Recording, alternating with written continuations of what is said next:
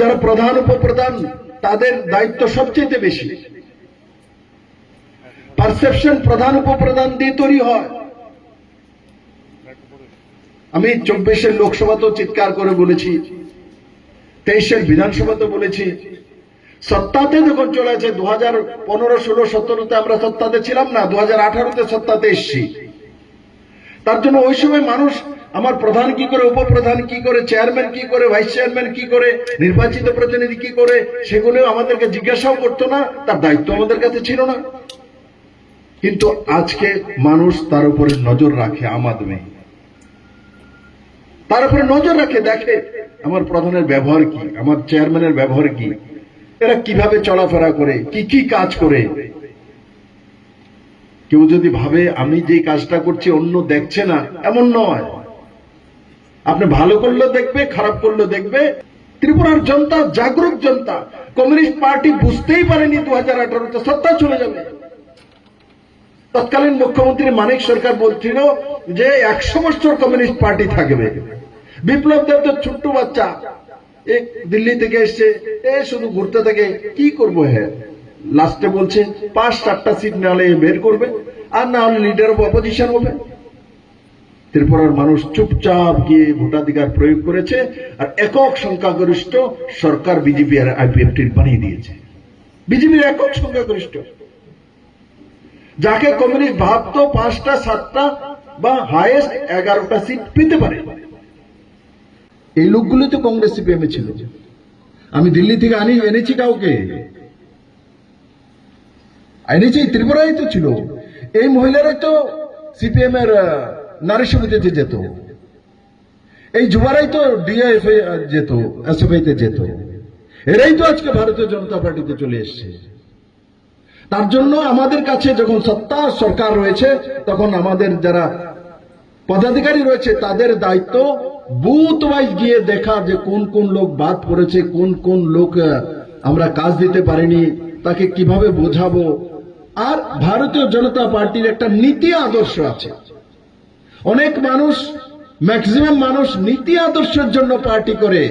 মনে করেন কমিউনিস্ট সময় কমিউনিস্ট করেছে, পণ্ডিততারি করেছে, টাকা পয়সা রোজগার করেছে। এখন আমাদের একটা বিপ্লব দেবে কার্যক্রম, এই লে এত টাকা চাঁদা নিয়ে যা। আমরা মনে করি আরে আমার কত বড় সাহায্য করে লেগেছে। ও সাহায্য করে না, এরা সুবিধাবাদী। ওরা এরা থাকবে, পুরো দুনিয়াতে থাকে, এদের সমাপ্তি হবে না, এরা থাকবে।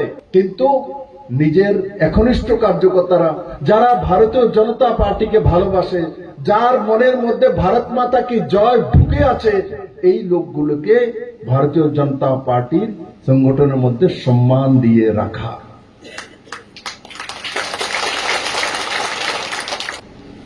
যাদের কাছে দায়িত্ব আছে, সংগঠনের সবচেয়ে বড় গুণ, কারোর জন্য কি করো আর না করো, মানুষের কথা শোনো, গুড লিসেনার বনো।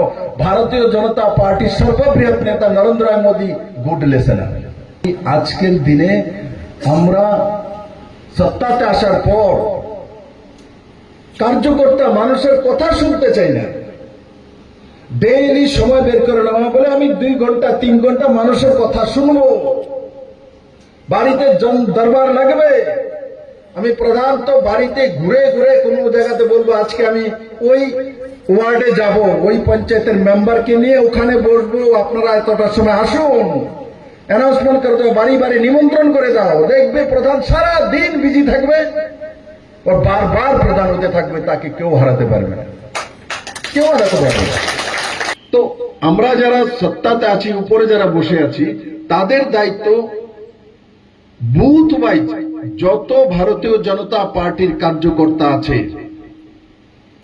তাদেরকে কোনো না কোনো কাজের মধ্যে লাগিয়ে রাখা। যদি মনোমালিন্য হয় তো কিসের কারণে হয়েছে সেই বিষয়ে তাকে ডেকে বাড়িতে গিয়ে কথা বলা। আর যারা পদে নেই তাদেরকে বিভিন্নভাবে সাহায্য করার জন্য।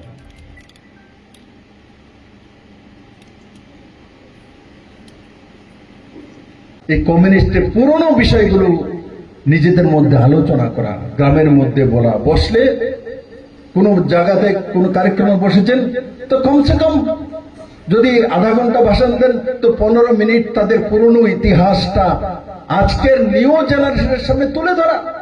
এরা বলতে পারবে না 80 দাঙ্গা হয়েছিল, কে লাগিয়েছিল। জাতি জনজাতির হাজারো মানুষের বাড়ি ঘর পুড়ে ছাই হয়ে কত লোক নির্বাসনে গিয়েছে, কত মানুষের মার্ডার হয়েছে। কে করিয়েছিল এই জাতি দাঙ্গা? বিজেপি ছিল, নরেন্দ্র মোদী ছিল, অটল বিহারী বাজপেয়ী ছিল।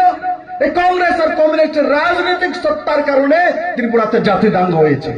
এনএলএফটি আর এটিটিপি এরাই বানিয়েছে। এনএলএফটি কংগ্রেস সাপোর্ট দিত আর এটিটিএফ কে কমিউনিস্ট সাপোর্ট দিত। সর্বজন গ্রাহ্য, সবাই জানে। পরে ত্রিপুরা রাজ্যের মধ্যে কত মা, সে জনজাতীয় হোক জাতীয়, কত মায়ের কোল খালি করেছে, কত মাকে বিধবা বানিয়েছে, কত মানুষের বাড়ি ঘর জ্বালিয়ে তছনছ করেছে। এরা আবার রাজনীতির কথা বলে। যেই কারণে যারা বয়োজ্যেষ্ঠ আসেন এরা 80 দাঙ্গা দেখেছেন। আজকে 18 বছর যুবক কিভাবে জানবে 80 দাঙ্গা কবে হয়েছে, কি হয়েছে, তখন কিভাবে বুঝবে? মান্দাইতে কি হচ্ছিল কিভাবে বলবে? কারা করেছে কিভাবে বুঝবে যখন আমরা ইতিহাসই বলবো না? তার জন্য ইতিহাসকে না ভোলা, ভবিষ্যৎকে নির্মাণ করা, তবেই তো সে লিডার। যদি গ্রাম প্রধান যদি গ্রামের মধ্যে হাঁটে আর তার পেছনে যদি লোক না আসে, তাকে দেখে যদি নমস্কার না করে, তাকে ডেকে যদি বলে ভাতটা খেয়ে যেন আমার বাড়িতে মাছ রান্না করেছি,